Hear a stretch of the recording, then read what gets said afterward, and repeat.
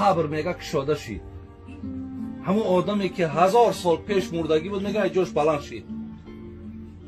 بلند شد میگه مردم دیدم این آدم حتی میگه به سخن آمد. گفت برای چی مرا زنده کردی؟ گفت مردم خواست. گفت مرا تاها زیر 1000 سال گذشته همون تلخی جان کندن گفت از حلق مالی نرفته.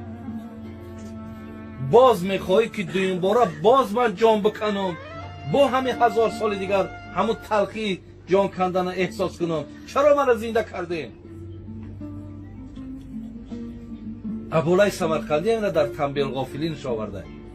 میگه وقتی ایرا دیدن گفتن اکه ما تا امروز میگفتیم که تو سحر داری و نه که میگفتیم البته فقط در همین زمین تاثیر میکنه.